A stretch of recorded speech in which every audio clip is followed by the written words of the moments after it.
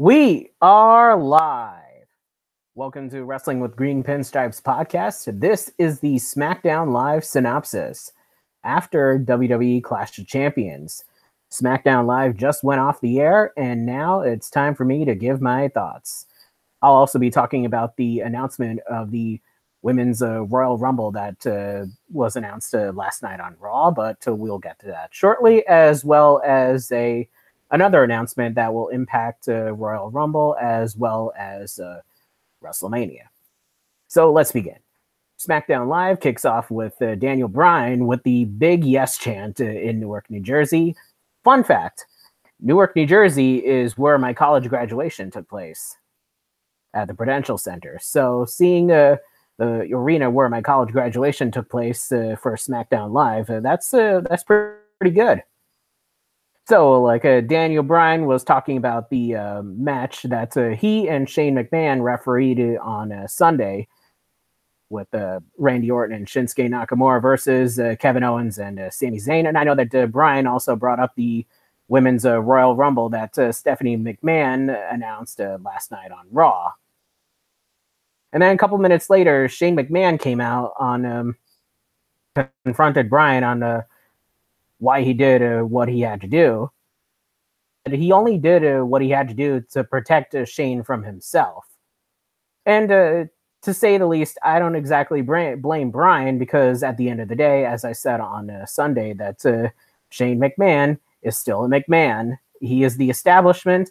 Bryan represents the hard working class individual. So I can understand why Bryan wants to keep Shane in check and make sure that his ego doesn't get in the way. And of course, Bryan does make a callback to 2013 when he was feuding with Triple H and Stephanie McMahon on his road to winning the WWE Championship at WrestleMania 30. So that's a nice callback to that.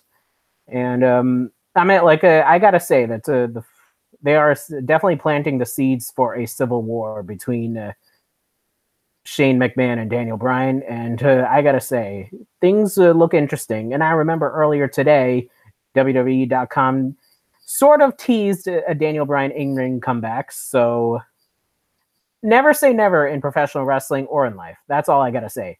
Never say never. So that's that. After the opening segment, it was Benjables versus the Usos. And I gotta say, the last time I did a SmackDown Live synopsis podcast, Byron Saxton was mentioning how the Usos were trained by Shelton Benjamin and Charlie Haas. And now tonight I am live. And earlier tonight, Byron Saxton mentioned Charlie Haas and Shelton Benjamin training the Usos. So I gotta say, does somebody out there listen to my podcasts? Is somebody out there listening to my podcasts giving me material to work with?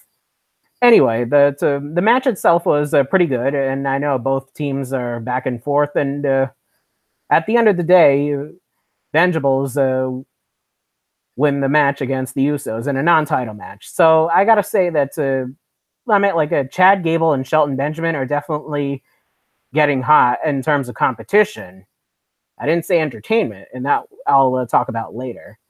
But I could definitely tell Chad Gable and Shelton Benjamin are getting pretty intense in terms of competition. And I could see them winning the SmackDown Tag Team Championships come 2018.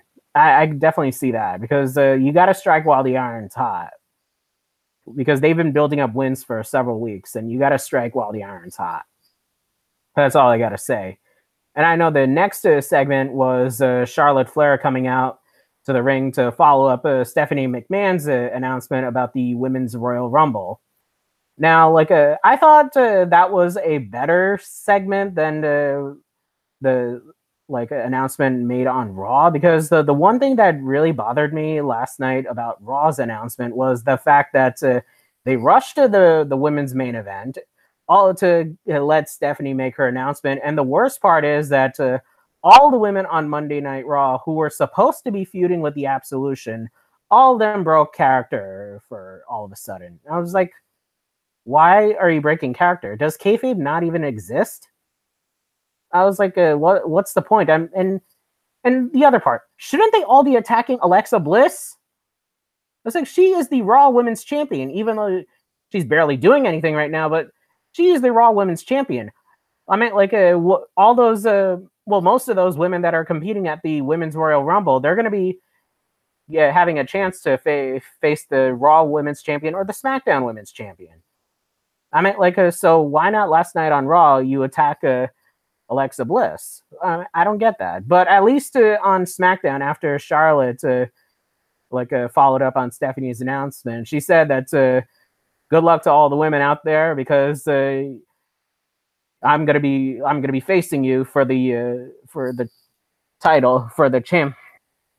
I'm gonna be defending my championship at WrestleMania against the winner. And I know that Naomi came out and had her eyes on the prize, and so did the Riot Squad, where they all had their eyes on the prize, and which led to a tag team match, which you could say in the words of Teddy Long, "This will be a tag team match.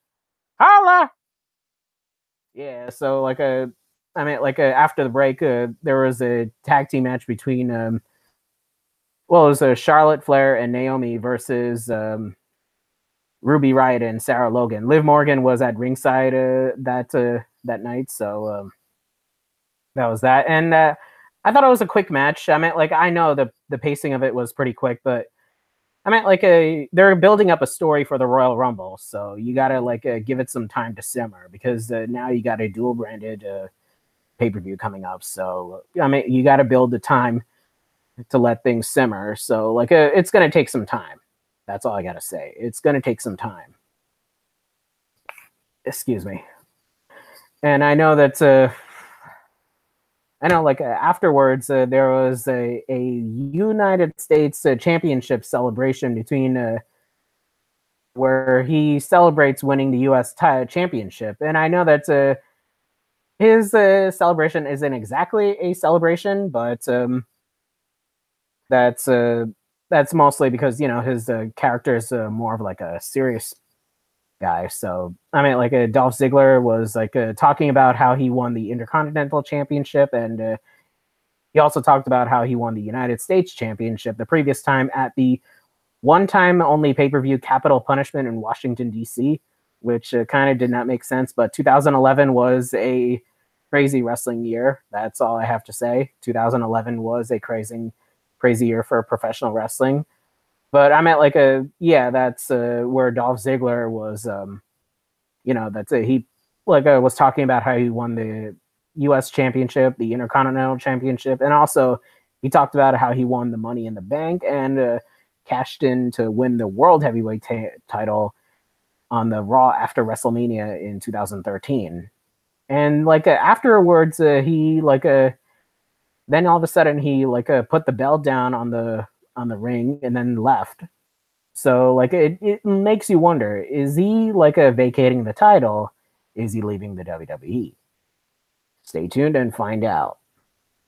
And I know the previous segment before that, which I missed, was the New Day in Christmas gear. That was hilarious. And of course, Rusev Day, where Rusev was dressed up as Rusev Claus, and Aiden English was either dressed as a snowman or Olaf. Tom Phillips was deciding which is which, so I mean, it's hard to say, but that was the most hilarious backstage segment I've seen in a long time. And after that, they did follow it up in the ring where they had a tag team match where it was the New Day versus Rusev Day, and I gotta say, this was hilarious of all epic proportions. I was the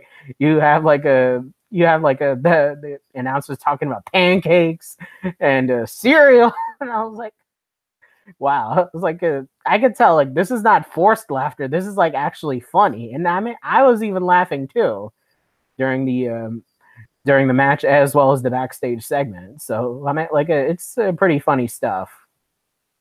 I gotta say, it's pretty funny stuff though.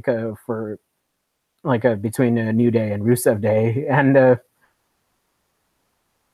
mean, and I could tell Tom Phillips, Corey Graves, and Byron Saxton, they got a lot of chemistry on SmackDown Live. I like their announce team. I mean, they're my second favorite in terms of WWE programming. NXT's announce team is number one to me because of More Ranallo.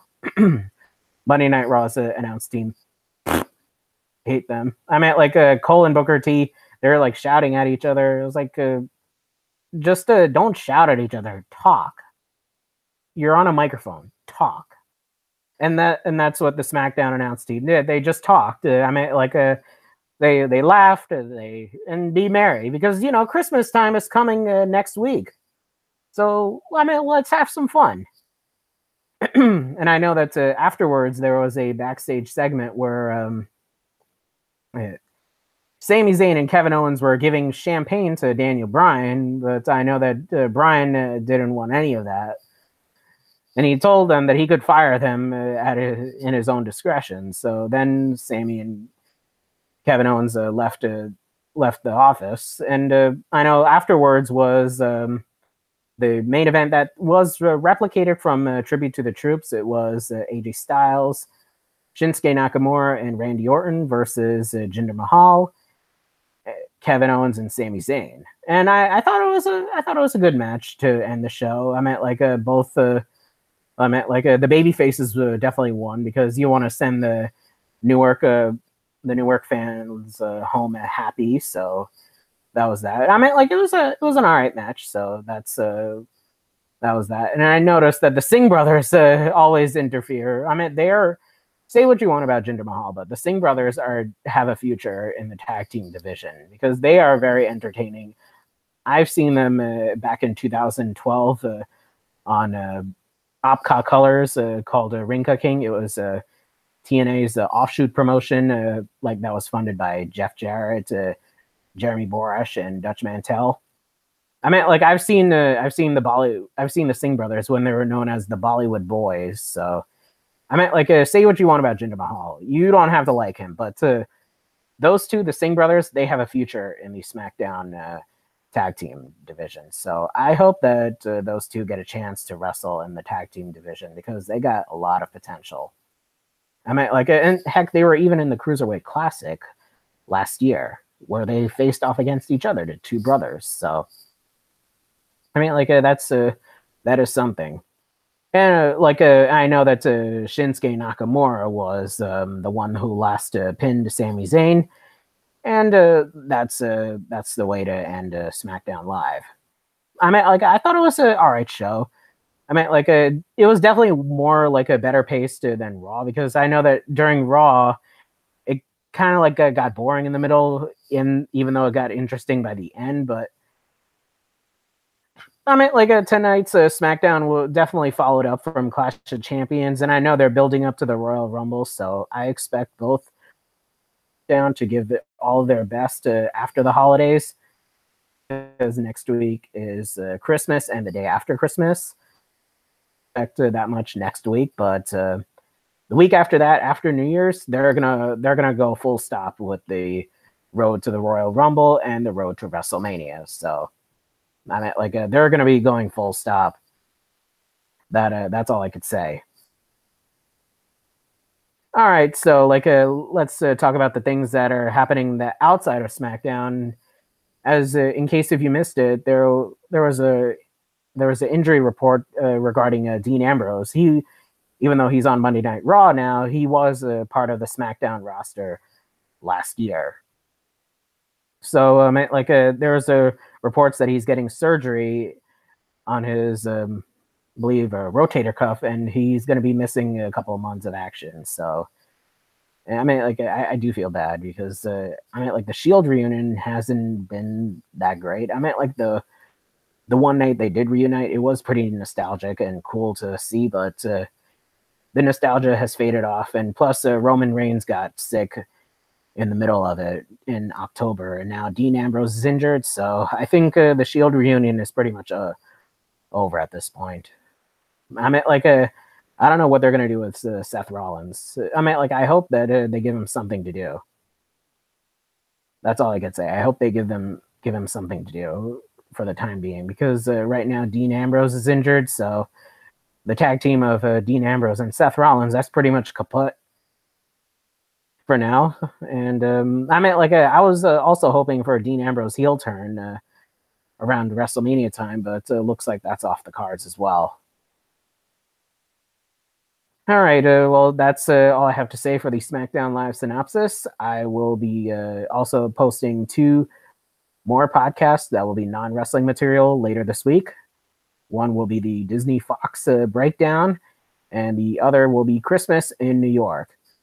I'll post one brief video next week. It will be very brief because it's going to be the holidays next week, so I could be doing things at the time. But this will be my last live video of 2017. So, have a Merry Christmas and have a Happy New Year. I'll post 2 videos that are pre-planned this week, and I'll see you in 2018 for the next live podcast. Have a good night, everyone.